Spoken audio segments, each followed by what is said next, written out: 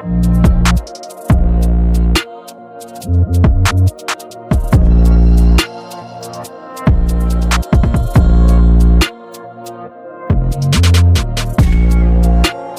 gente, boa noite. Quem fala aqui é o Lúcio Lemos. Então, eu gostaria de agradecer a Juliana pelo convite, né? E vou me apresentar rapidamente, porque o nosso tema é extenso. Então, eu sou biólogo, eu tenho pós-graduação, especialidade em análises clínicas e sou mestre em medicina veterinária, né? Trabalho com algumas pesquisas em universidades, sempre relacionados com hormônios livres, tá bom? Vamos lá. Também eu ministro aulas e já ministrei aulas em vários congressos, né? Atualmente nesses congressos do Dr. Efraim, nos cursos deles também, nas pós-graduação da Denise de Carvalho, no Arthur Lemos, já dei aula por 9 anos no Dr. Lai Ribeiro, no Ítalo Rachid por 5 anos, e aí vai, né?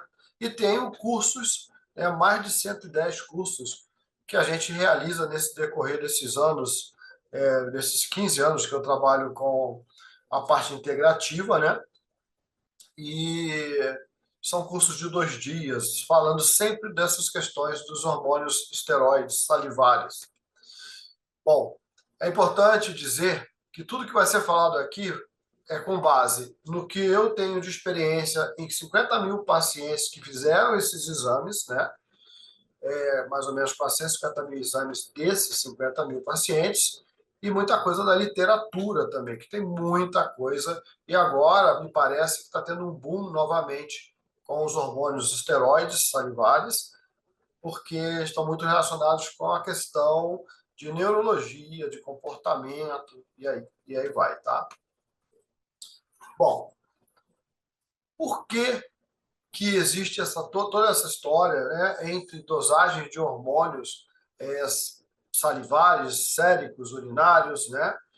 E eu queria te falar uma coisa para vocês. Eu estou em análises clínicas há mais ou menos 46 anos.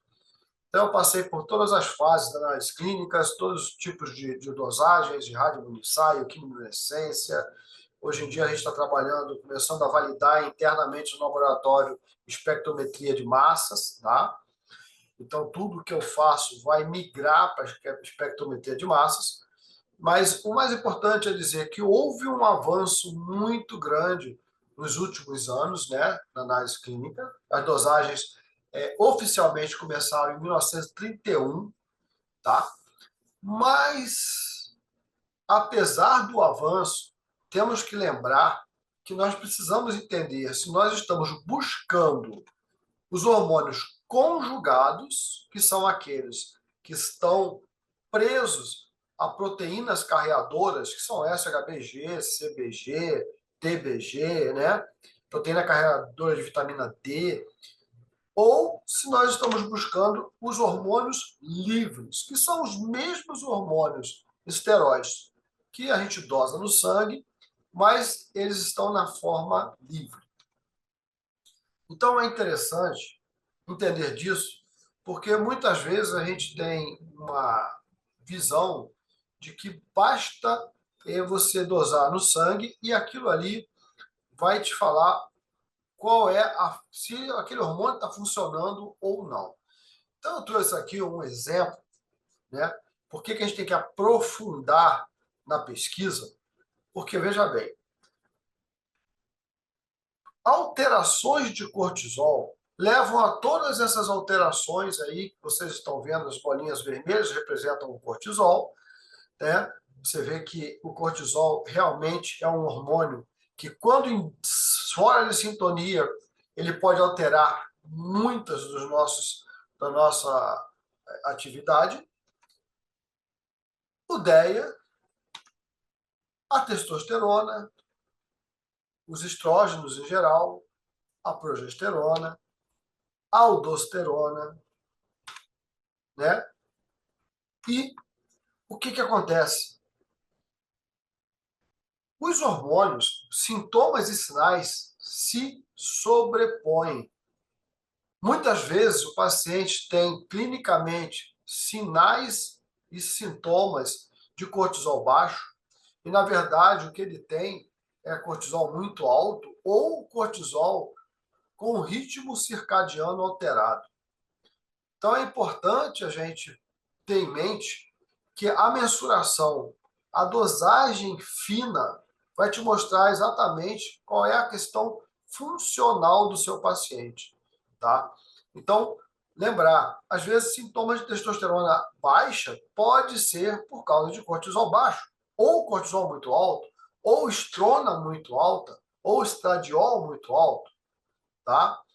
Então é importante a gente ter essa visão de que os hormônios agora muitas vezes nos enganam, tá? O paciente conta uma história e muitas vezes o problema não é bem aquilo que se encaixa no que a gente vê no dia a dia. O cortisol, por exemplo, muitas vezes o paciente tem sintomas de cortisol baixo, você dosa o cortisol no sangue, ele está normal, dosa na saliva está baixo, mas a aldosterona também está baixa e ela que está sendo a causa da perda do seu cortisol livre.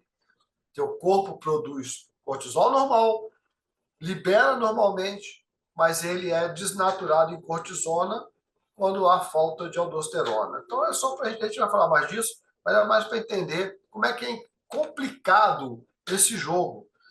E não precisa ter muitas peças, não. O problema é a complexidade do jogo. Então é importante entender questões de hormônios sanguíneos, hormônios salivares, hormônios urinários, que tudo isso junto conta uma história. Não existe um sítio, né? Uma matriz melhor que a outra. Não existe falar que saliva é melhor que sangue é melhor que urina é melhor que saliva. Não existe isso. Na verdade, cada um conta uma história completamente, uma nuance da história completamente diferente, que quando encaixadas, a gente vai conseguir entender a história do paciente. Bom, na integrativa, na medicina integrativa, na ortomolecular, na medicina não clássica, se fala muito em uso, até na clássica, usos de medicamentos off-label, tá? Então, um medicamento que foi desenhado para uma determinada doença e a gente acaba usando para outra doença e o paciente melhora. Então, o caso do próprio Viagra era assim, foi desenhado para problemas cardíacos, e aí a gente viu que é muito bom para ereção. Então, vários medicamentos são utilizados com outra função que não aquela que foi originalmente feita. E funciona, né? Muitas vezes funciona. Agora, na maioria das vezes funciona. Agora, quando a gente fala em exame off-label, aí que a coisa começa a complicar. A gente sabe que na nossa medicina, né, visando a evitar que a doença chegue, a gente tem em mãos, né, vocês têm em mãos como médicos, a solicitação de exames clássicos, exames que foram desenhados para detecção de doença, não para mostrar para vocês que aquilo ali está caminhando para uma doença, tá? Então, na falta da saúde, né? Então, muitas vezes, esses exames que foram desenhados para isso, muitos funcionam, mas muitos não funcionam. Então, acabam enganando de alguma forma e vocês começam a ter uma certa confusão. E daí que surge a questão de se falar, não, hormônio, o que vale é a clínica, eu vou pela clínica, porque muitas vezes o exame não bate com a clínica, né? Então, vou dar um exemplo bem tranquilo, e vocês já perceberam isso na prática clínica de vocês. Vamos falar sobre a tal da fadiga adrenal, tá? É um termo um tanto forte, porque dá a impressão de que você tem um problema com a insuficiência adrenal ou está perto de uma insuficiência adrenal, que na verdade insuficiência adrenal é Addison, que é uma doença rara. Mas Lúcio, meus pacientes estão com sintomas de hipocortisolismo. Sim, eles estão com sintomas de hipocortisolismo. Mas muitas vezes eles não estão com problema de produção de cortisol. Quantas vezes vocês tiveram pacientes com 15, 20 de cortisol, 18 de cortisol, e apresentando todos os sintomas de um cortisol baixo, né, de hipocortisolismo, mas o exame não mostra isso. Mas de onde veio toda essa confusão? Vamos lá.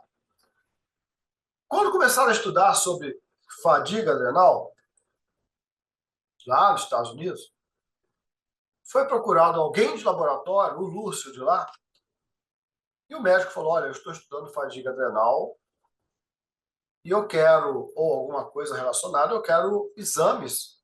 Eu quero entender quais exames eu posso solicitar para entender isso. Bom, o cara do laboratório lá, ele falou o que ele conhece. E isso é um grande problema, né? Se o laboratório não sabe o que você está pedindo, esse gera um problema muito sério. Então, vamos lá. O cara vai e fala, bom, você dosa cortisol sérico da manhã, dosa ACTH, dosa sulfato de ideia, dosa aldosterona. Se tiver baixo, aí você vai fazer uma pesquisa mais apurada, vai fazer um desafio endócrino e vai descartar ou vai confirmar a insuficiência adrenal. Esse é o pensamento do cara. Mas isso não serve para o que vocês estão estudando. Dosar um cortisol. Ah, deu 8, tá baixo? Tá baixo por quê? Foi colhido que horas? O cara acordou a que horas? Que hora que o sujeito acorda? Acorda às 5 da manhã, normalmente? O cortisol dele, normal, é às 5 da manhã. Quando ele vai colher o exame, vamos dizer que ele colheu certinho, entre 7 e 9 da manhã, mas já está fora do pico de cortisol. Quando vocês estudam a funcionalidade do cortisol, vocês não estão se preocupando com quanto que ele produziu entre 7 e 8 da manhã, 7 e 9 da manhã. Vocês estão preocupados quanto que ele produziu quando ele despertou espontaneamente, tá? Bom, aí o ACTH muitas vezes está normal, e é um problema também, porque a CTH, se for colhido e mandado para outro estado, outra cidade, demorar para fazer, ele desnatura muito fácil, ele pode dar normal, vai estar normal falso, que ele vai baixar, tá? Colhe sulfato de ideia, que é um marcador de adrenal, legal, e colhe aldosterona. Mas tudo isso aí é pesquisa para Addison ou Cushing. Mas no caso aqui nós estamos falando de pessoas com sintomas de cortisol baixo. Bom, eu falei lá de sulfato de ideia e eu queria informar a vocês que dosar sulfato de ideia não é dosar ideia. Sulfato de ideia é o ideia sulfatado. E muitos dos seus pacientes que estão com inflamações, com problemas vários, eles têm um problema muito grande na sulfatação, na fase 2 da detox. Muitos sulfatam demais e alguns sulfatam de menos. Daí, usar o sulfato e ele está normal, não significa que o DEA está normal. Ah, se ele estiver abaixo, eu vou dar DEA. Mas se ele estiver abaixo, existem grandes chances do DEA estar alto. Tem que dosar DEA e sulfato de DEA. Os dois têm que estar normais, né? Na saliva, você consegue dosar DEA e sulfato de DEA livres. E eles têm uma relação lá na saliva, que é, você tem que ter de DEA em torno de 10 vezes o que tem, desculpa, de sulfato de DEA em torno de 10 vezes o que tem de DEA. Isso é uma relação. Sulfato de ideia e ideia trabalham de formas diferentes, tá? Enquanto algum deles estimula a produção, por exemplo, de neuroesteroide, o outro estimula a funcionalidade dele. DEA contrapõe cortisol, sulfato de DEA não contrapõe cortisol.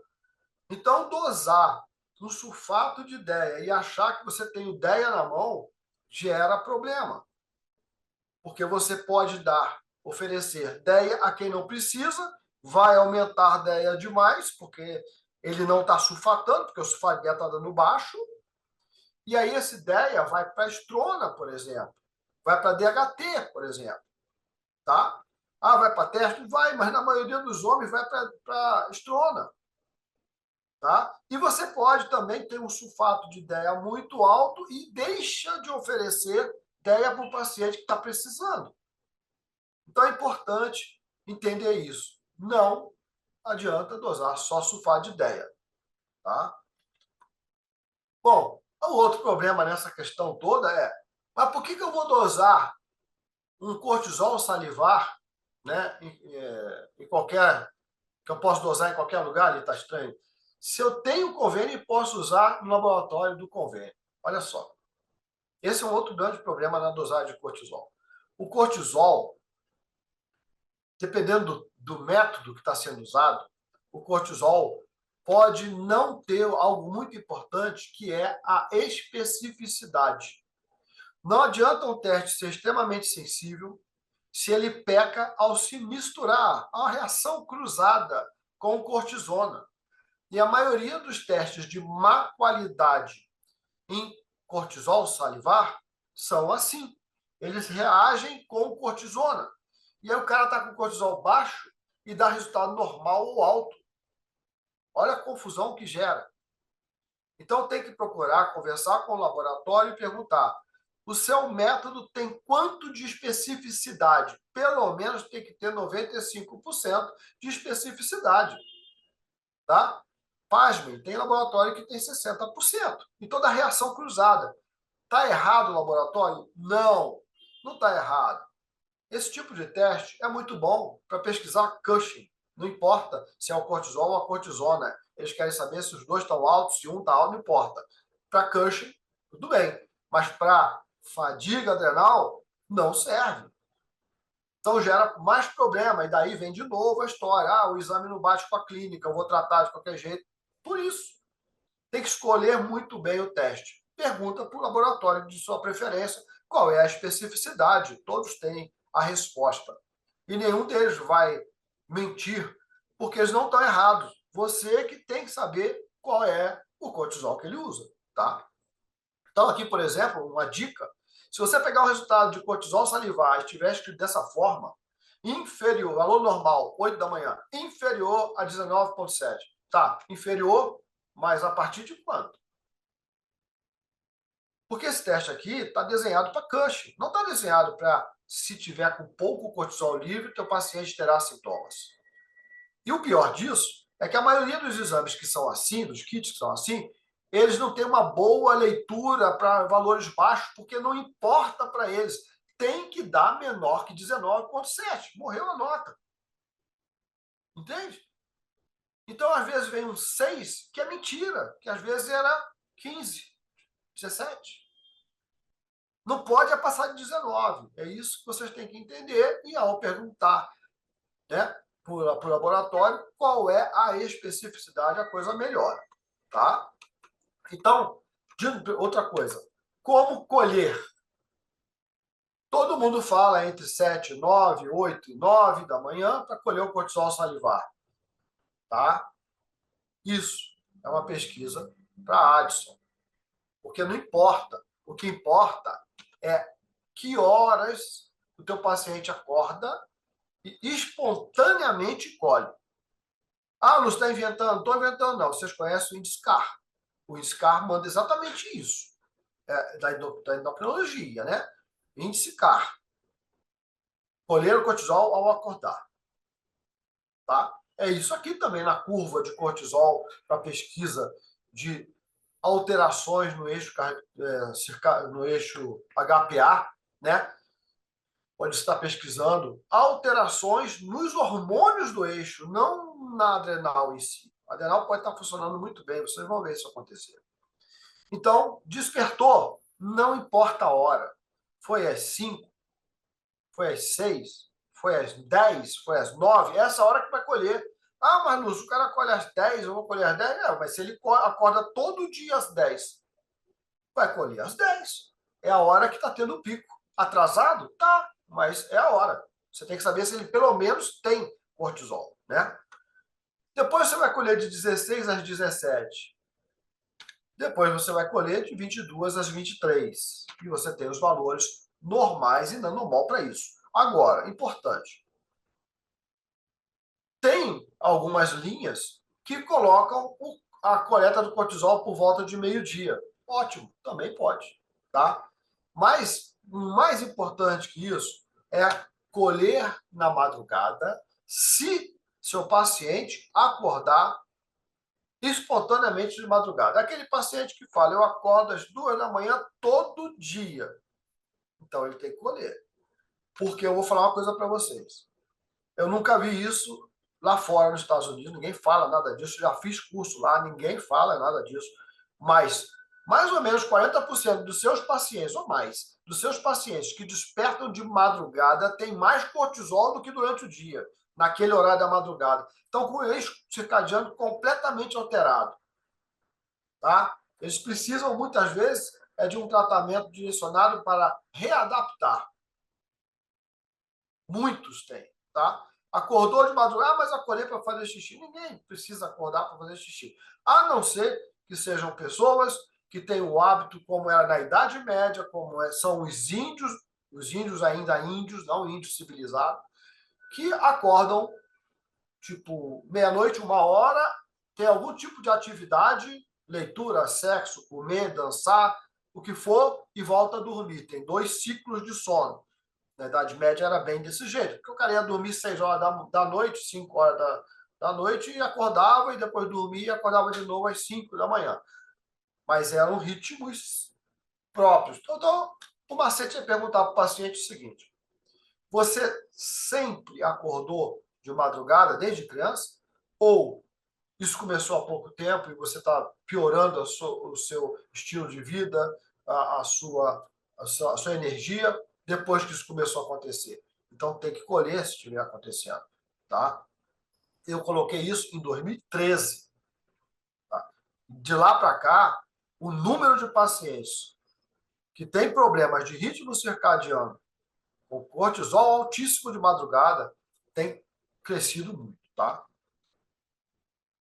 Bom, aqui de novo valores de referência. Aqui é uma prova do que eu falei para vocês. Vocês têm aqui, ó, o cortisol salivar da metodologia para Cushing, ele começa alto, abaixa de tarde e aumenta à noite.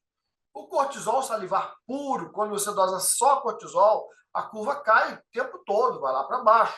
Aqui ela aumenta porque à tarde para a noite nós temos maior produção de cortisona. O cortisol se converte em cortisona mais para de tarde e noite. Então aqui está a prova do que eu estou falando, que você não pode usar um teste aonde à noite tem valor normal maior do que à tarde. Isso não funciona, tá? São muito parecidos aqui, mas para vocês verem, tá? A forma, a constituição molecular deles é muito parecida. Então, isso gera muito problema nos kits.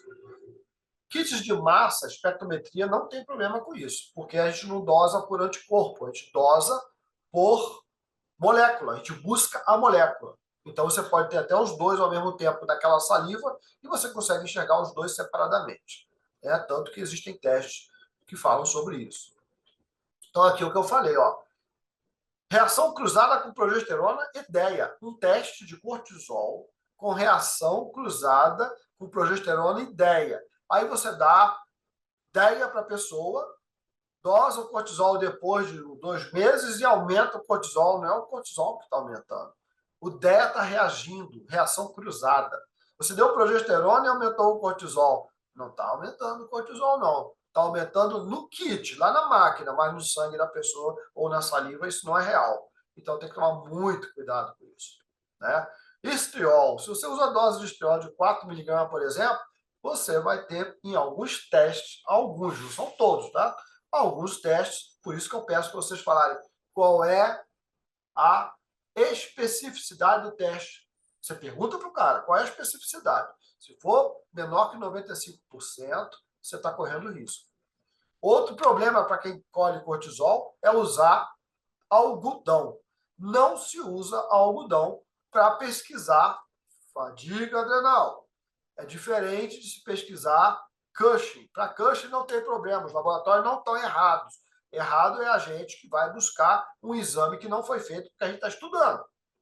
Vocês estão estudando cortisol livre. Não importa se tem cortisona no meio e não importa se o algodão que o cara usou vai interferir aumentando um pouco. Porque quando aumenta, para Cush tudo bem, mas para o que vocês estão pesquisando, não. Olha só, um trabalho, mas existem muitos trabalhos, tá? Um trabalho só. O cara tinha 10,9, coleta passiva. Colheu diretamente no tubo. 10,9 de cortisol. Está mais para baixo, né? Com algodão, 25,3. Nossa, você tem. Sem algodão, o cara está com cortisol baixo. Com algodão, o cortisol está muito alto. Isso confunde. E é por isso que muitas vezes vocês preferem jogar o exame para o lado e seguir pela clínica. Só que também digo, a clínica, no caso de esteroides, ela é um tanto confusa, tá? Porque o hormônio em esteroide engana muito fácil, tá? Então, não se usa algodão. Se o laboratório não quiser aceitar que você colha sem algodão, tá complicado. Você pode ter um exame mais alto, falso. Pode ser assim, diretamente no tubo. Bom, exame salivar não é coisa nova, tem mais de 50 anos. Tá? E desde muito tempo atrás, esse trabalho de 88, mas estou mostrando ele como de 86, como algo assim para vocês entenderem que é do passado, porque eu trabalho falando isso que está aqui, continuam sendo publicados. Tá?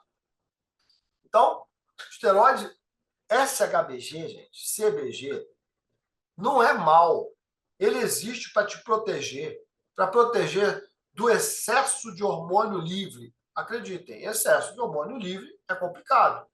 Eles estão atuando, estão se degradando, estão sendo perdidos. Então, os esteroides precisam ser protegidos pelo SHBG. O que importa é se o SHBG está a fim de liberar cortisol para você. Liberar cortisol, testosterona, o que for. Não é SHBG, SHBG é CBG. Se o carreador está a fim de liberar hormônio para vocês.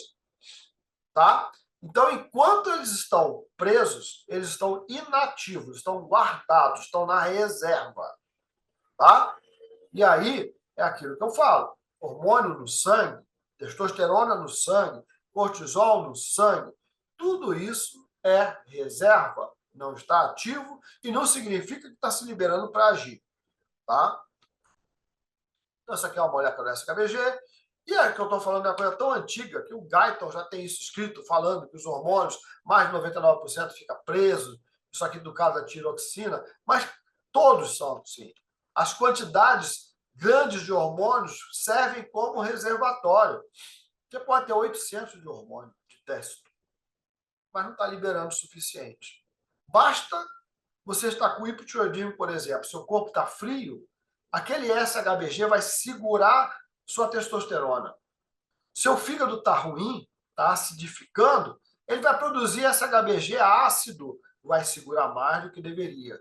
Então, muitas vezes aquele resultado é um resultado decorativo. A funcionalidade dele é inexistente, tá? Vamos lá. No caso do cortisol, 10% está livre. 20% está na albumina, 70% está ligado à globulina de ligação, a transcortina, o CBG.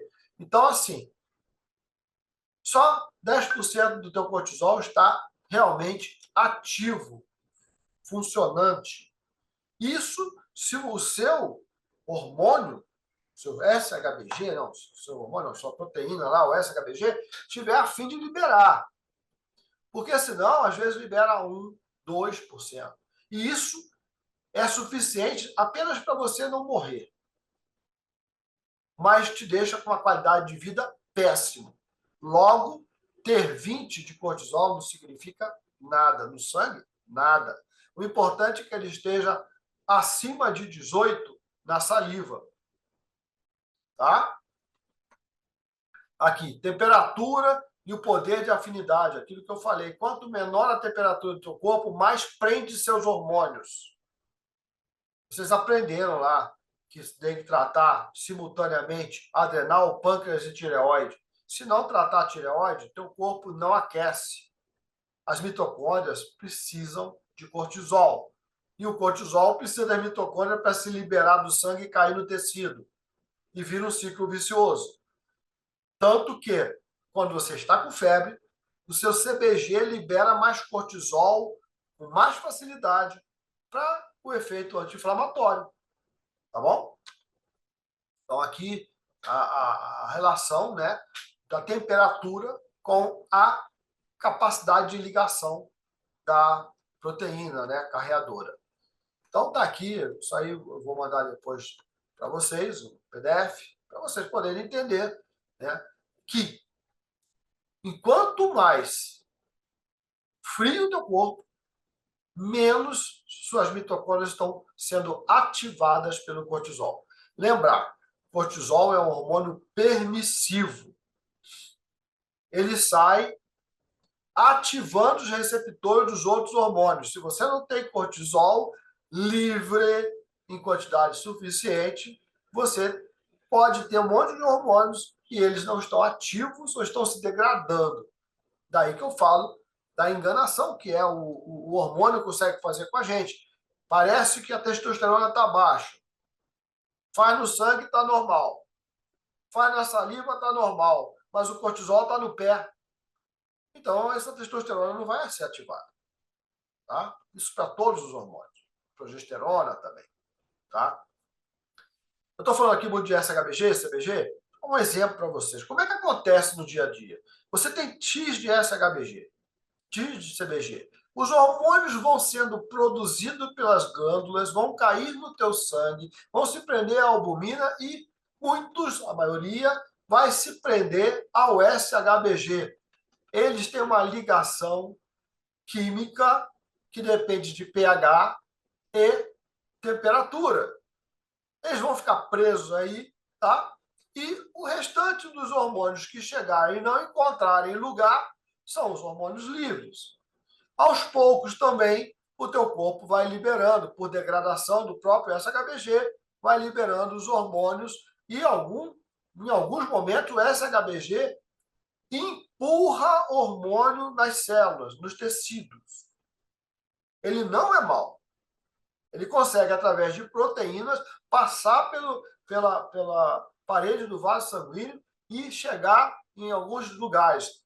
Mama, por exemplo, acontece isso. Se o teu SHBG é muito baixo, sua mama corre um certo risco de não estar recebendo progesterona na quantidade necessária para contrapor estradiol. Vamos dizer que você tem uma insulina alta, e não precisa ser insulina alta pela manhã. Vamos dizer que você tem uma insulina alta pós-prandial. Essa insulina vai inflamar seus hepatócitos lá no fígado, e é lá que nasce SHBG, CBG, TBG e todas as proteínas carreadoras. Se você tem isso acontecendo, teu paciente vai ter um SHBG baixo. SHBG menor que 30 em homem, menor que 60 em mulher, é preditivo. Está mostrando para você, né, que está chegando uma resistência insulínica. Ou ela já chegou, aí você vai encontrar essa insulina alta de jejum, ou ela está chegando. Como é que você vai saber que ela está chegando? Faz uma curva glicêmico-insulínica. Oferece, mesmo com 4 de insulina na manhã, né, em jejum, oferece um açúcar e vai colher pós-prandial ou faz uma curva. Você vai assustar um tanto de gente que tinha 4 de insulina e com 2 horas chega a 120 de insulina. E destrói, né, os hepatócitos. Tá? Então, o que vai acontecer? Você produziu estradiol ou esteroide, e também com a ajuda de uma pessoa muito ruim, já tem até xenobióticos também, xenoestrógenos. E aí vai lá, ocupa o espaço, você vai ter muito mais hormônio livre do que deveria. Um exemplo? Síndrome do ovário policístico. Você dosa DHT, testosterona, estradiol da menina e está baixo no sangue. Vai dosar na saliva, está muito alto e com sintoma. Como quase ninguém fez saliva, você tem sintoma sem resultado sérico e até mesmo sem resultado de imagem. Mas a coisa está começando, ou está continuando, ou vai crescer. Tá? Então é isso aí que acontece quando você tem um carreador pouca quantidade causado por exemplo, a questão da insulina, ou uma infecção bacteriana, infecção por vírus. Qualquer inflamação no hepatócito vai prejudicar a produção de SHBG e CBG. Tá? Você não tem aquele paciente que tem cortisol de 2, você olha para o cara no sangue de 2, e esse cara não parece ter cortisol de 2. E aí você faz na saliva, tá 50, tá 40, não podia passar de 22, 21. Por isso, não tem lugar para ficar, a máquina não acha. Isso é importante, eu não falei. As máquinas de sangue precisam que teu hormônio esteja preso ao SHBG para poder detectar na quantidade real. Se tiver pouco SHBG, pouco carreador CBG também, você vai ter um resultado falso baixo. Quantos meninos de 19, 20 anos, gordinhos, com resistência insulínica, vocês dosam a testo dele no sangue, dá 150, e ele fala que não está sentindo nada? Ele não está sentindo nada com relação à testosterona, porque tem muita testo livre. Então, fica de olho no SHBG. É um marcador muito legal para vocês verem se está tendo um problema com insulina pós-prandial. Não precisa ser a resistência insulínica clássica. Ah, Lúcio, mas a glicada está normal? Ué, a glicada ela pode estar normal porque a insulina subiu para caramba para baixar ela. E quando é que subiu? Depois que come.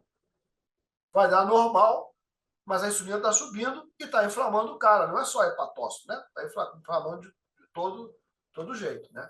Então aqui está um trabalho, mas tem muitos trabalhos falando sobre isso. Agora, olha só. Hipogonadismo funcional. Isso cada vez mais está se falando. É quando você tem uma testosterona normal e tem sintomas e vai dosar a testosterona livre real e ela está baixa. Por quê? A salivar, ela está te mostrando o que você tem de funcionalidade. Ah, eu falei testosterona salivar. Se você quiser dosar testosterona no sangue livre, tem que ser por diálise de equilíbrio. Esse cálculo que vocês têm, isso não vale nada. Eu falo isso há anos e isso continua, mas não vale nada. Eu vou mostrar mais para frente por que não vale. Então, ou você dosa testosterona livre, ou manda dosar testosterona por diálise de equilíbrio, que não tem nada a ver com esses testes do dia a dia que fazem cálculos, tá? Então, vamos lá. Aqui é só para lembrar, ó, aquilo que eu falei, ó. Mulheres menor que 60, na normal de SHBG, risco de desenvolver diabetes tipo 2. Tá, né? Já está aí. E homem, está aqui 28,3, mas a gente arredonda para 30 também.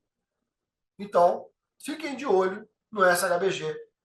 Ele não serve para vocês calcular a testosterona livre, nem para dizer que ela está segurando mais.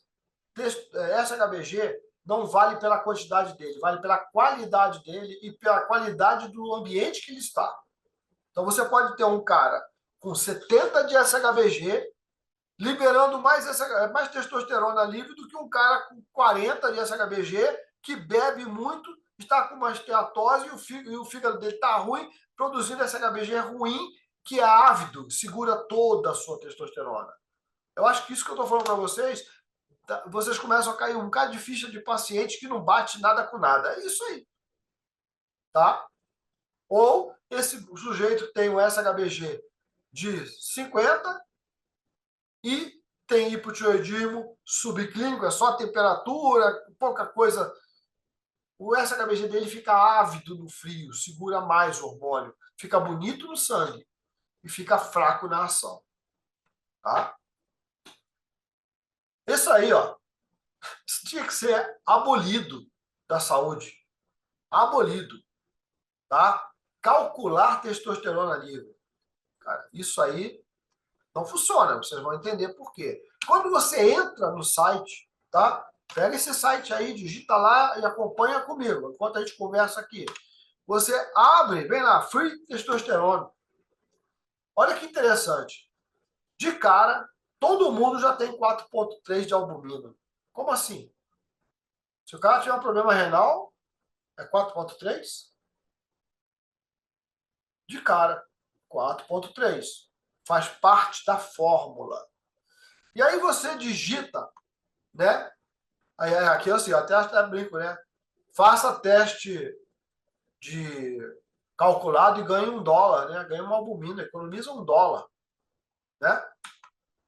Você digita lá SHBG de 50, digita testo de 550, aperta o botãozinho e vem o resultado.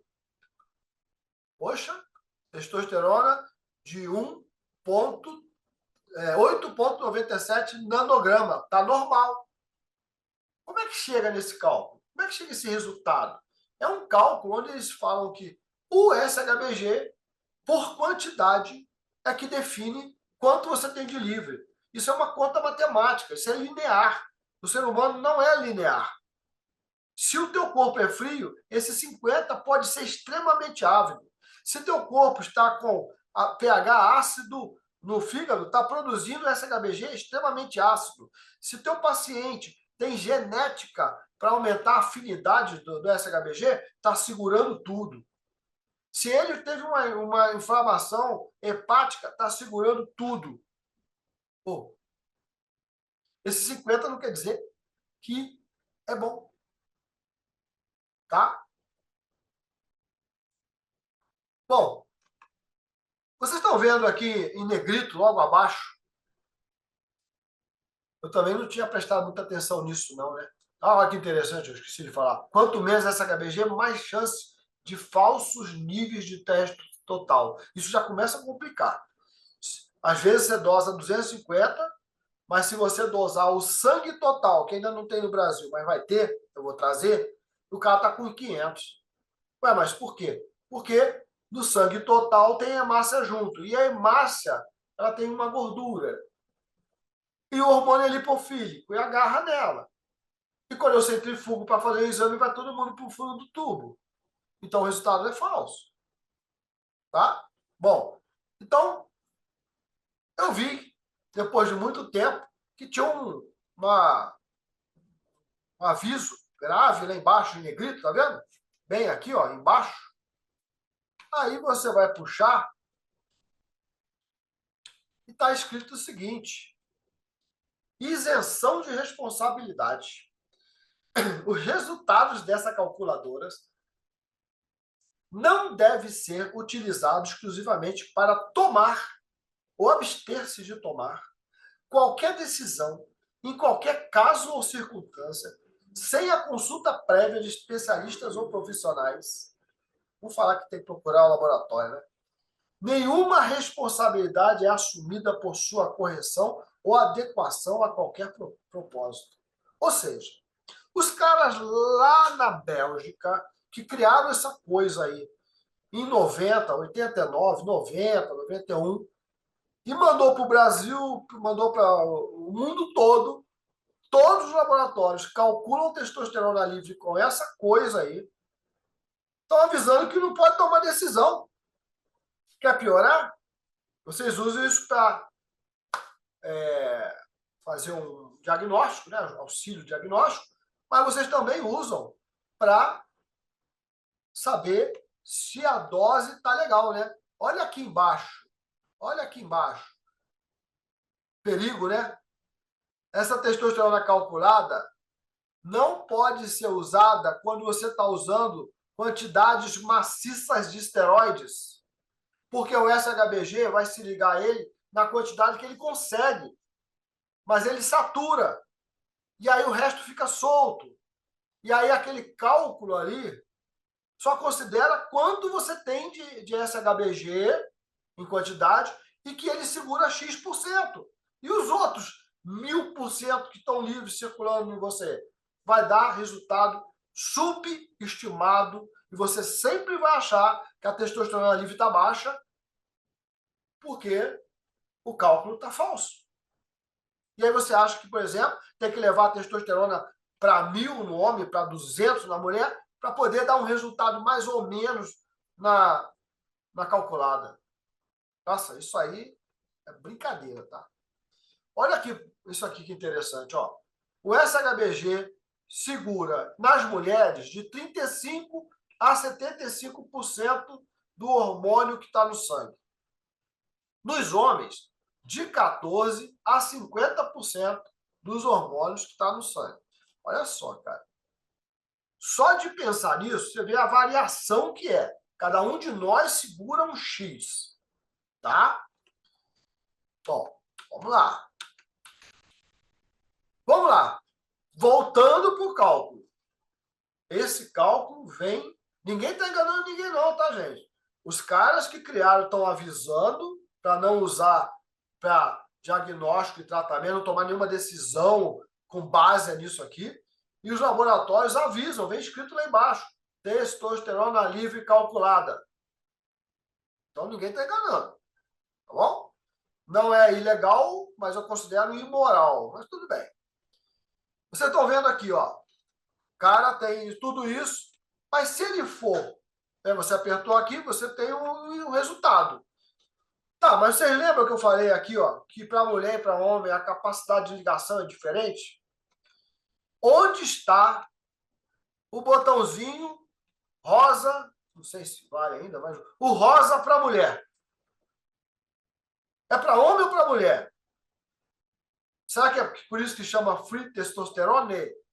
Porque esse cálculo, volto a perguntar, é para homem ou é para mulher? Porque se você colocar que para mulher a média é de 32%, para homem a média é de 32% de ligação e para mulher 53%, mas pode chegar a 75%, você vai estar com o resultado errado. Você pode estar superestimando ou subestimando um resultado. E é por isso que vocês escutam muito. Ah, testosterona livre na mulher tem que ser em picograma. Como assim? É só mudar a unidade aqui, gente. Só mudar a unidadezinha aqui que vai aparecer em picograma. Isso aí é bobagem. Não é isso que é o problema. O problema é que se faz cálculo de forma errada. Tem que dosar. Tá? Então aí você pega um monte de trabalho que usam o cálculo. E aí você tem um monte de trabalho que não bate nada com nada. Isso atrapalha, inclusive, na modulação hormonal, na reposição hormonal, ou o que seja. Tá? Bom, olha só como é que funciona. Quando você passa na pele ou coloca um chip, não, um implante, ou coloca um adesivo, você está colocando já na pele, próximo ao tecido, porque você está colocando no interstício. Tá? Então, vamos lá. Quando você coloca um transdérmico, por exemplo, né? Antes de falar isso aqui é um vaso sanguíneo, tá, gente? O SHBG está aqui, o CBG está aqui, e olha quem está aqui também, as células vermelhas do sangue. É massa. Todo mundo segura o hormônio. O hormônio é produzido e cai no vaso sanguíneo. Essa turma pega e segura.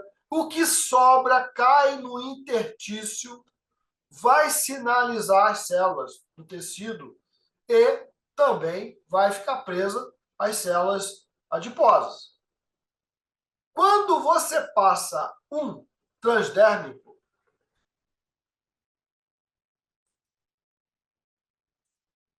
passou um transdérmico, já caiu no tecido. Legal, 10% vai entrar para o sangue.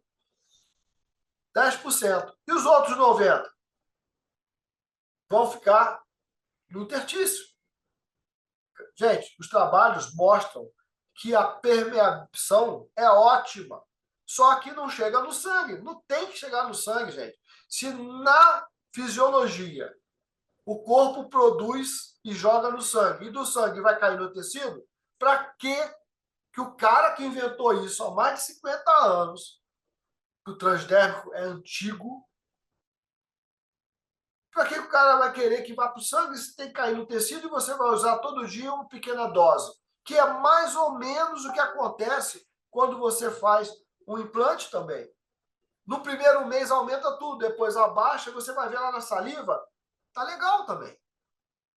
Às vezes até mais alto do que precisa, assim como acontece no transdérmico. Porque quando a gente acha que tudo tem que ir para o sangue, não é assim que tem que ser. Tem que ir para o tecido, tá? Aí vem essa confusão aí de progesterona oral ou transdérmica. Gente, quando cai no tecido, cai no interstício, cai no sistema linfático, também leva para lá, tá? Sistema linfático não é só para jogar fora, não. Tá? Não tem trabalho falando que transdérmico não funciona. Tem trabalho avisando que menos que 40 miligramas pode ser que não funcione. Mas aí é outra história, não cabe a mim ficar. Mas eu fui ler e eu vi isso lá. Tá?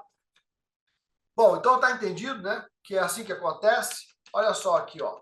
Que interessante. Nós temos 5,5 litros de sangue condensado em vaso sanguíneo contra 12 litros de interstício que está banhando todas as suas células, porque as células não são coladas, ela tem um espaço intersticial, e nesse espaço você tem a passagem dos hormônios que você passou pela pele, usou implante, usou adesivo, e está passeando entre as células do teu corpo. Só que você não vai ver isso no sangue com facilidade. Ah, mas por que que no implante você vê? Porque o implante ele sofre um enovelamento de vasos, de microvasos sanguíneos, que puxa para o sangue também. Porque o cara que criou isso lá no passado, lá nos Estados Unidos, eles queriam ver aumentar no sangue. Tudo bem, aumenta no sangue também. Mas o que funciona é o que está caindo no tecido, também está caindo via implante. Os dois funcionam. Tá? Só que o cara fica satisfeito, o paciente. Ah, eu aumentei minha testosterona para 800. Ah, legal. Mas o cara que passa transdérmico está com 400, também está com a mesma quantidade de testosterona livre que ele. É só dosar para ver. Tá? Então é assim que funciona. Uma testosterona, ela sai do vaso sanguíneo e vai ficar no tecido. Progesterona, a mesma coisa. Estradiol, a mesma coisa. Cortisol, a mesma coisa. Tá? É muito pouco. Não é qualquer laboratório que consegue dosar hormônio livre na saliva, todos eles. E quando a conversa é estrogênio, piorou ainda. Porque é em torno de 1 picograma. 1 picograma é muito pouco, é quase nada. 1 picograma por ml na saliva de uma pessoa, na lágrima de uma pessoa, no suor de uma pessoa, significa que é o hormônio que está nos tecidos. Tá? Dá para dosar na lágrima, mas você vai fazer a pessoa chorar para colher? Porque precisa de quantidade, mas dá para fazer. Tá? E as hemácias, elas são 45% do nosso sangue, mais ou menos, né? Lembrar que, por isso, elas roubam também o hormônio livre da gente. Então, esse equilíbrio entre SHBG, albumina, hemácia, entendeu? CBG, ele é importante e é o corpo no estado fisiológico ótimo que vai manter esse equilíbrio para você ter hormônio livre suficiente, independente de ter no sangue ou não, tá? Então, o cortisol tem muitas atividades e o pessoal não entende, né? Por que entre 3 microgramas e 19 microgramas, que seria mais ou menos o normal do passado, hoje em dia já fala em 8 no mínimo, tá? Então, o paciente tem menos de 8 no sangue, de cortisol, pega e faz primeiro a dosagem do CBG. Porque se ele tiver baixinho, esse exame está falso baixo. Se ele tiver insulina alta, esse exame está falso baixo. E se o irmãozinho do CBG, o SHBG, está baixo, grande possibilidade do CBG também estar baixo e o exame está falso baixo. Porque ele tem muito cortisol livre e pouco cortisol baixo. Ah, mas o paciente está com sintoma de cortisol baixo. Claro, cortisol muito alto também gera fadiga. A gente tem uma impressão de que cortisol alto, o cara fica nervoso, agitado, faz de tudo. Não, o cara que fica nervoso, agitado, faz de tudo, ele aumenta o cortisol dele. Mas não é o cortisol alto que está causando isso. Tanto que, vamos lembrar, cortisol muito alto causa depressão. E o cara está caído, como essa moça que está deitada olhando para o relógio. Então, não é isso. Você tem que tomar muito cuidado, tem que comparar os dois. Faça sempre sangue e saliva. Ah, vai colher cortisol? Colhe cortisol no sangue entre 7 e 9 da manhã e colhe saliva na hora que você acordar, de 16 horas, de 22 horas, que você vai ver como é bagunçado o sistema. Tá? Aqui, de novo, eu tinha falado, voltou, tá? As formas que você quer. É assim que sai um resultado, você tem o resultado com a barra para você perceber aonde está o teu cortisol, madrugada, manhã, tarde, noite. Olha só, acordou de madrugada, mas o cortisol está normal. Isso acontece também. Pode ser adrenalina, pode ser um susto, pode ser uma pior coisa. O cara, só porque tinha um tubinho da madrugada, resolveu acordar de madrugada, mesmo que inconscientemente. Portanto, eu falo para vocês o seguinte: se o paciente, você pergunta, você costuma acordar de madrugada? Ah, doutor, todo dia. Então vamos colher de madrugada também, se você acordar espontaneamente. Você acorda de madrugada? Eu não, eu durmo a noite toda. Então, nem dá o tubinho para ele colher de madrugada, porque ele vai ficar pensando naquilo, tá? Então você tem aqui os resultados, olha só, altíssimo cortisol, né, total, né, alto pela manhã, um pouco alto de tarde e normal à noite. Por isso que é bom fazer a curva. Aqui tem a curva e aqui tem a relação DEA-cortisol. É importantíssimo. Você tem que ter uma relação muito boa da quantidade de DEA para te ajudar a contrapor cortisol. Exemplo, sabe aquela fase 1, a fase inicial, fase aguda, que eles chamam de fase aguda do estresse, quando o cortisol aumenta, o seu DEA, se der normal, é ruim. Com o cortisol alto, não é bom ter DEA normal. Com o cortisol alto, seu DEA tem que subir para contrapor. Então, até isso, um resultado isolado não vai ajudar nada. Então, cortisol alto. Seu DEA está alto, então vai cair aqui na fase 1.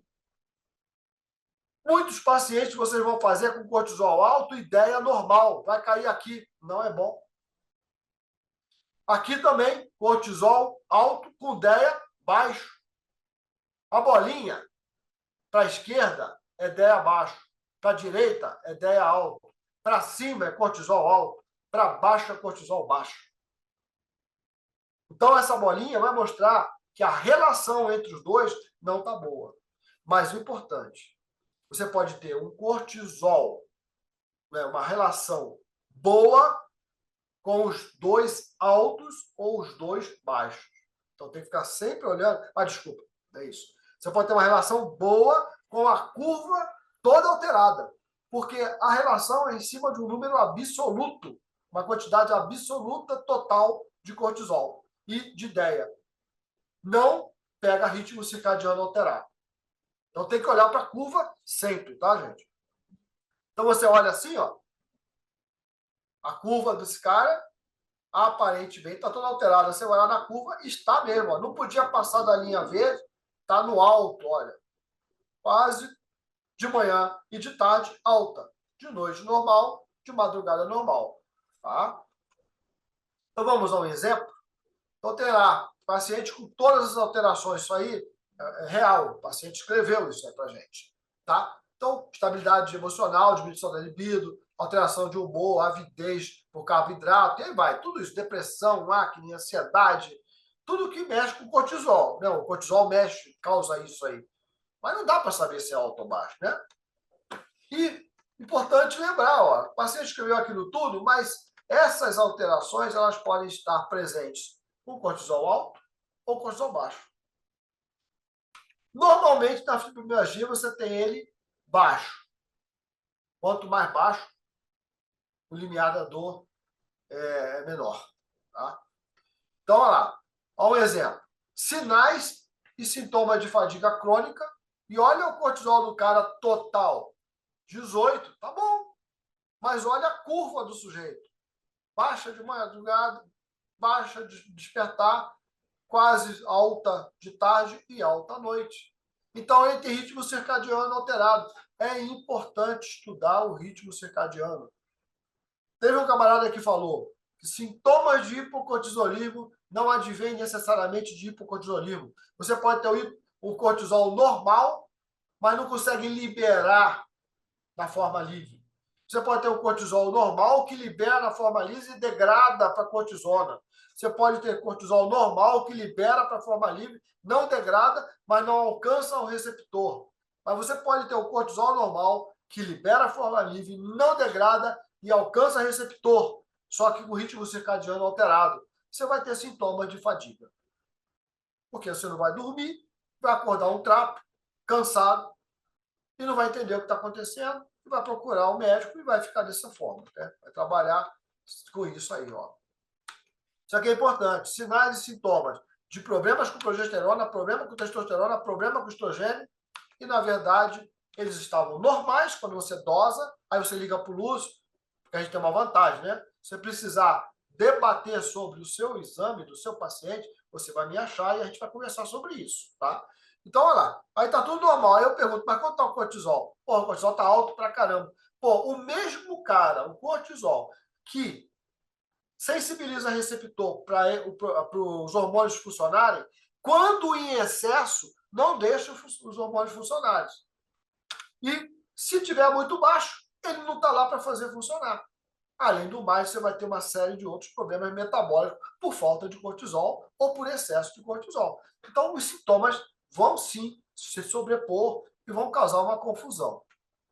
Um outro exemplo é a cortisol sérico. Você vai usar cortisol sérico para determinar fadiga adrenal? Eu faço assim, gente, porque esse nome é um nome complicado. Vocês podem falar para o paciente assim, ó, você está com uma fadiga crônica por disfunção dos hormônios do eixo HPA, mesmo que sua adrenal esteja funcionando. Vocês já entenderam? Que o seu hormônio sai e não acha onde ficar, fica livre demais. Se o hormônio sai e ele esbarra com a 11-beta sulfato desmutado, vai transformar em cortisona. E aí vai perdendo tudo. Não quer dizer que a adrenal não trabalhou, entendeu? Então, aqui, o cara tem tudo isso aí, ó. Todo esse tipo de sintoma, né? Então, sonolência, mão fria, cansaço, diminuição de libido, alteração, sintoma depressivo, tudo isso. Aí você faz o exame do sangue total, às 8h25, teoricamente colheu na hora certa, e deu 6h25. Então, para alguns, não é tão baixo, na endocrinologia considera a partir de 5, alguns a partir de 8, mas você fez o cortisol salivar e colheu direitinho, manhã, tarde, noite e madrugada, e viu isso aí, ó. O cortisol está muito alto. Todos eles estão acima do normal. No final, uma coisa que tinha dado total de 21, está dando 43, mesmo com o cortisol do sangue baixo. Ah, Lúcio, somou errado. Não, não somei errado, não. É 27, por quê? Quando foi criada a relação cortisol, DEA-cortisol, lá nos Estados Unidos, não se fazia, nem se faz ainda, salivar da madrugada. Como você quer saber o quanto sou capaz de produzir, a gente sempre vai escolher dos dois primeiros o que tiver mais alto. No caso aqui, o mais alto foi da despertar. Então, somou despertar, tarde e noite. Deu 43, ou seja, é mais ou menos 1,43 nanomol. Isso também é importante, tá? 43 nanomol equivale a 1,57, que somado aos 6,25 é 7, é 8 alguma coisa. Mas você vai ver que tem 20% de cortisol livre em relação ao sangue. Olha só, o nosso sistema é bom, o cortisol livre está entre 5% e 10%. O cara está com o dobro no máximo. Ele deve ter um CBG de baixo nível. O nível é baixo, entendeu? E aí, olha a curva dele. É o mesmo cara, olha a curva dele. todo o cortisol dele está acima do mais alto aceitável. Então, ele tem cortisol alto o tempo todo. Tá? Não significa que esse cara está estressado, brigando com todo mundo. Pelo contrário, se ele não dorme, não tem sono reparador, ele está com tudo alto, ele pode estar apresentando sintomas depressivos. Até que ele escreveu lá, sintoma depressivo. Se você fizesse só o exame de sangue, você ia fechar com cortisol baixo. E ele está com cortisol alto. Imagina ele receber hidrocortisona. Esse cara tem que receber adaptógeno. E vamos lembrar, adaptógeno, tipo rhodiola, ashwagandha, né? E renora, abaixam cortisol. Pode procurar na literatura. Eles foram desenhados, esse nome, adaptógeno, foi criado na época em que se preocupava com cortisol alto. E aí eles tinham essa visão de usar esses fitoterápicos para baixar o cortisol na adrenal. Não é degradar cortisol livre, não. É a banda adrenal diminuir a produção. Cortisol vai abaixar na produção. Então tem que tomar muito cuidado. Tem gente que piora muito quando usa adaptógeno, porque, na verdade, ele já estava com cortisol baixo, baixa mais ainda. Ele não vai levantar cortisol. Tá? Ginseng eleva. Acho que é ginseng, tem um outro chinês lá, coreano. E licorice mantém. Mantém. Como mantém? Seu cortisol está bom, liberou bom e foi degradado pela enzima na falta de aldosterona. E o licorice vai lá e quebra essa enzima. E mantém teu cortisol bem. Licorice não aumenta cortisol. Licorice não deixa você perder cortisol. E se você usar licorice para quem já tem cortisol alto, vai piorar a situação, porque vai aumentar, não é aumentar, né? O corpo está tentando equilibrar. A 11-beta está tentando equilibrar, diminuir um pouquinho, transformando em cortisona. Você vai lá e mata ela, e aquilo fica pior do que estava antes. Por isso que aumenta a pressão de algumas pessoas. Tá? Então, olha lá. A determinação basal no sangue de cortisol praticamente não tem relevância na maior parte das situações clínicas. Olha que interessante. Ela foi feita para insuficiência adrenal. Tá? Fatores que alterem a concentração do CBG devem sempre ser avaliados junto à determinação do cortisol, uma vez que pode influenciar a análise do resultado. Quem aqui pede CBG ou transcortina, né, que é a mesma coisa, junto com cortisol?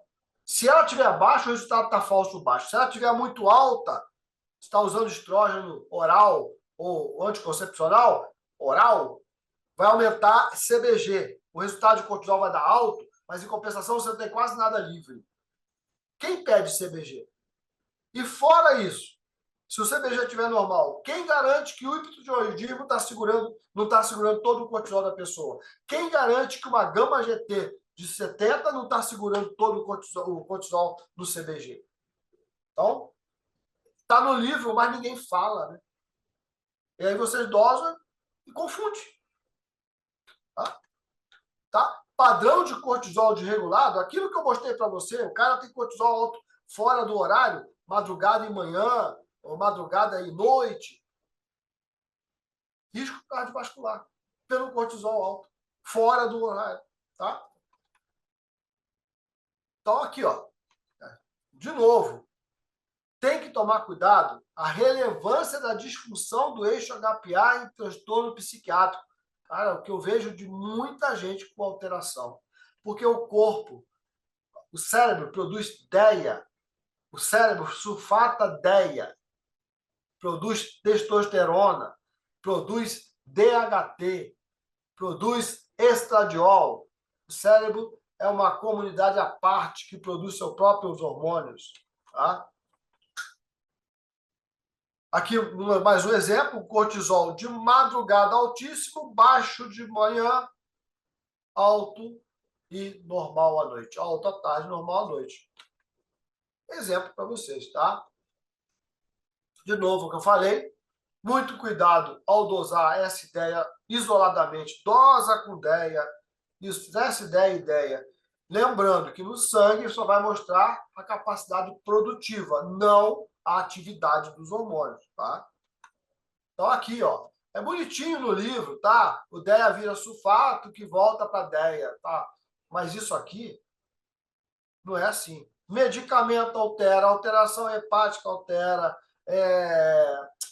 alterações de inseticida, glifosato altera. Então, cara, não dá para confiar, dosar um e, não, o outro então tá normal também, ou tá baixo. Não, tem que dosar os dois, tá, gente? Tá? Vamos lá. Aqui um exemplo para vocês, que tudo que eu estou falando do que forma e fica no sangue. Olha, aqui é um vaso sanguíneo, aqui são os carreadores de esteroide, pode ser o CBG, e a bolinha é o cortisol. Mas podia ser o SHBG e a bolinha, a testosterona, ou o estradiol, tá? Ou o DEA, ou o DHT. E no caso do cortisol, ele tem dois companheiros.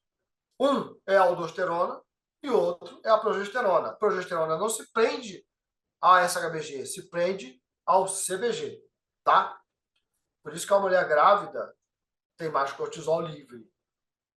Porque a briga entre a progesterona e o cortisol pelo carreador é alta, tá? É grande. Então aqui você tem SHBG ou CBG e as moléculas. Quem conseguiu se prendeu. Quem não conseguiu, ficou livre. E esse livre vai para a glândula salivar, porque foi para o tecido, através do estroma da glândula salivar, vai cair na saliva e você dosa. Tá? E se tiver muito alta a produção, vai estar, como tem CBG normal, vai muito para a saliva. Então tem uma correlação. Muito linda essa correlação para paciente saudável. Tá? Então vamos lá. Então o paciente aqui, aquele primeiro que eu falei, está tudo bonitinho. E aqui produziu demais. Só que, como dizer, que esse cara, essa mulher, está usando algo que aumenta CBG. Então, esse é o CBG que estava antes e esse é o CBG que chegou. Está vendo aqui que tem alguns livres indo para cá? Quanto mais carreador, mais rouba esteroide livre e que fica preso no sangue. E aí você tem alto no sangue e baixo na saliva, na lágrima, no suor, por aí.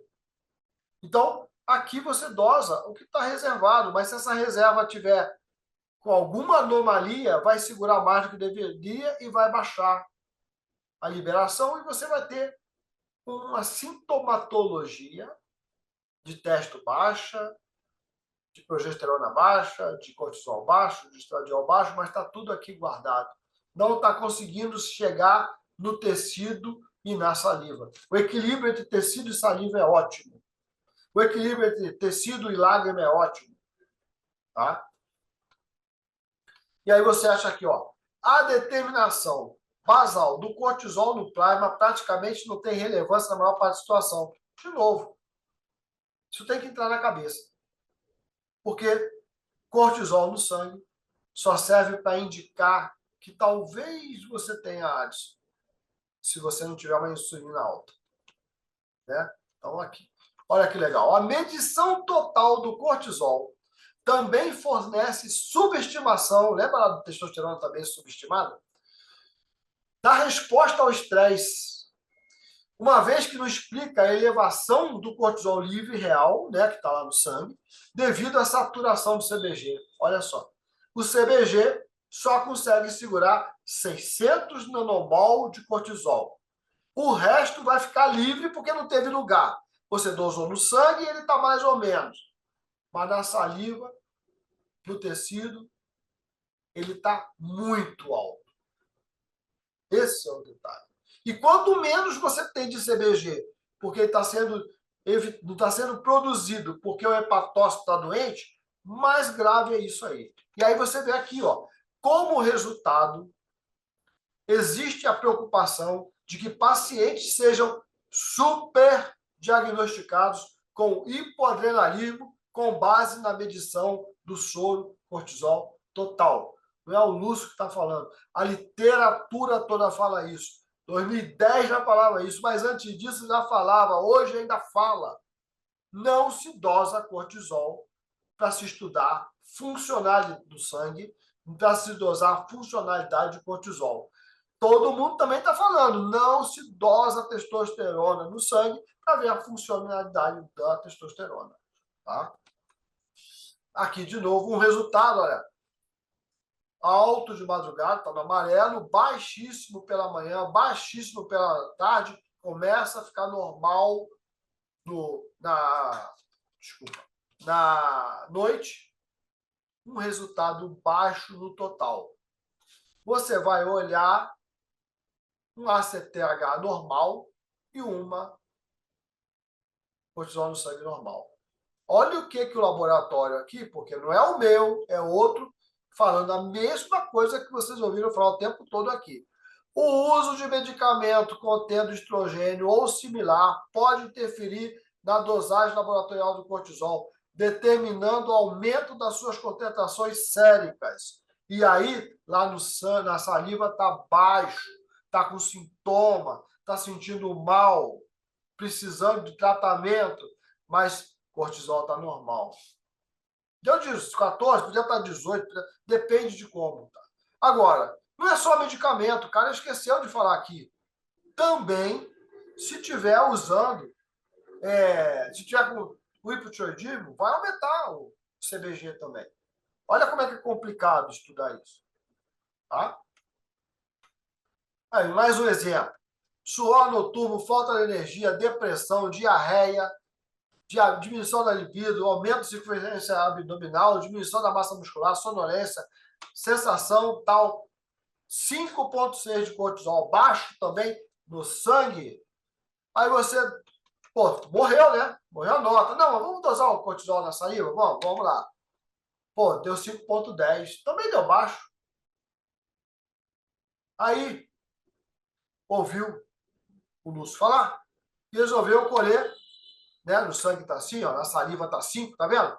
Que equivale a 0,18 micrograma, que é 3% de livre. Eu não falei que era de 10, tá 3% é muito baixo.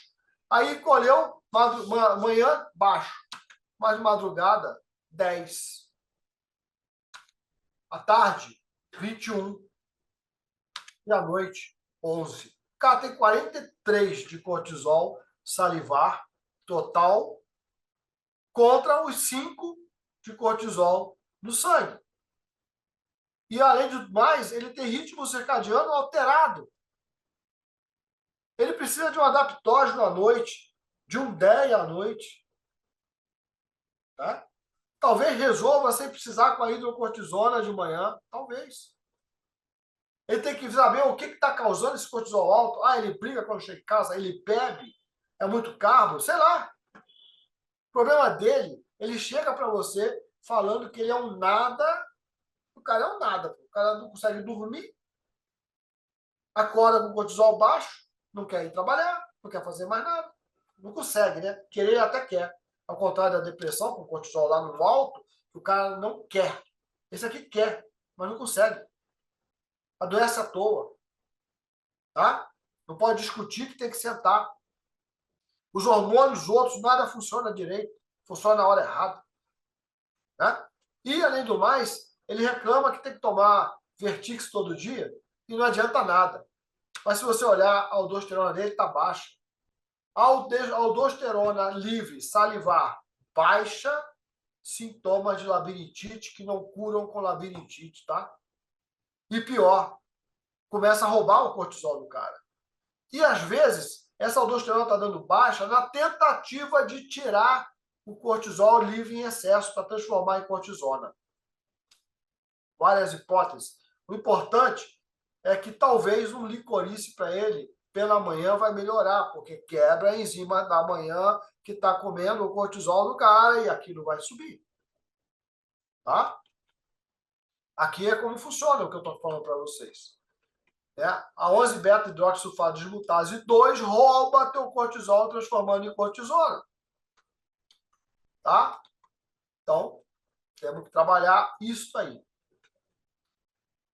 Licorice não aumenta cortisol, tá? Ele mantém os níveis. Importante, eu levantei aqui no Brasil 40% das pessoas que fizeram exames, que estavam com problema com cortisol, estavam com problema de fadiga, estavam com 40% delas tinham aldosterona baixa.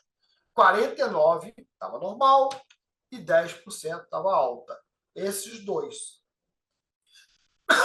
Normal e alta, não pode tomar licorice. Que aí acontece aquilo que a literatura fala.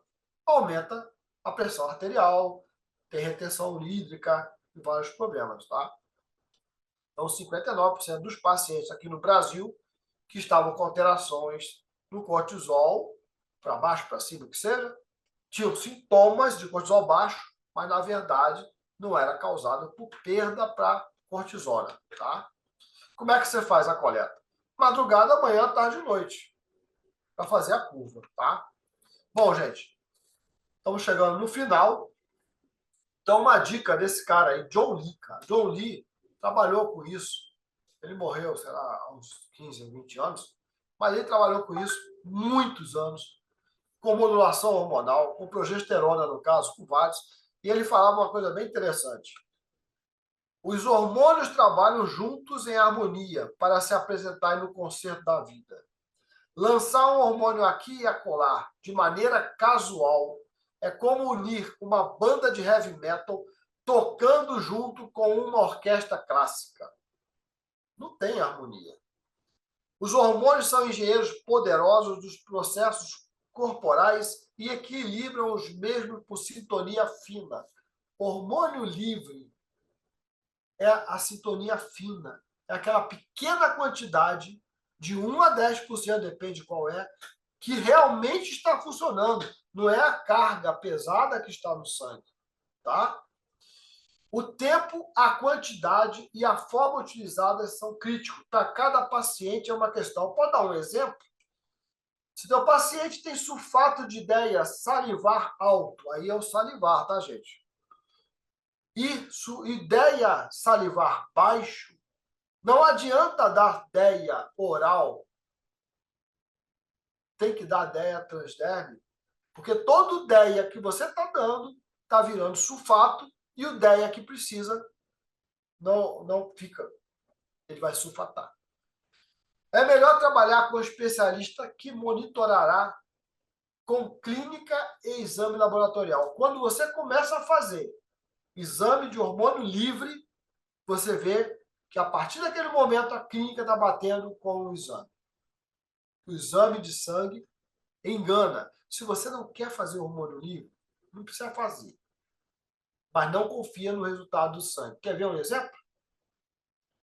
Testosterona. Passou na pele 50 a 100 miligramas. Estava com 300. Esperou, o paciente ficou todo feliz. Daqui a 2 meses vou repetir. Repete e dá 180. A teste não funcionou? Nada. Funcionou pra caramba. Tanto funcionou que a quantidade era muita. 50 a 100 miligramas é demais para um homem. Ele produz de 5 a 10. 50 a 100 miligramas é porque alguém falou que só 10% vai permear, mas permeia muito mais do que isso. E aí passou 50 a 100, bloqueou o eixo. E aí, aquele 50 a 100, o cara está bem, está funcionando, porque está recebendo exógeno. Mas faz o sangue e fica bravo porque baixou a testo dele. Quantos não acontece isso? Então permeia muito. E aí não bate com a clínica o sangue. Mas você faz na saliva, está altíssimo. Aí bate com a clínica. É isso que é a questão. Então é melhor trabalhar com quem sabe lidar com as duas coisas. E se não pode, não quer, qualquer coisa que seja, não consigo mexer com saliva, então não mexe. Mas não muda a sua conduta clínica, porque está dando certo clinicamente olhando, mas o exame de sangue está te enganando. Esse é o grande lance. Se você vai embarcar nessa, está dizendo ele aqui, tenha cuidado, comece com doses baixas e devagar, tá? Então, esse foi o John Lee. Eu conheci também o James Wilson, da fadiga adrenal, tá? Assisti a aula com ele, entendi sobre isso que a gente está conversando aqui, e realmente a coisa não é muito como se faz, entendeu? Então, aqui está o meu Insta, quem quiser me seguir, tá? E lembrando que a gente tem cursos, né? Cursos de não de modulação hormonal, eu não ensino, eu não trabalho com modulação hormonal, mas eu ensino a entender o que o exame está te falando, que ajuda demais na questão da modulação ou até mesmo da reposição. Reposição é o quê? Oferecer de volta o que não está sendo produzido. Modulação é o quê? Dar condições aos hormônios livres que estão sendo produzidos a sinalizar. Nem sempre tem que entrar com hormônio. É só regular o organismo. Isso que chama modular. Modular é ajustar a frequência. Tá, gente? Muito obrigado, estou à disposição. Temos cursos, é só entrar em contato. Um abraço para vocês.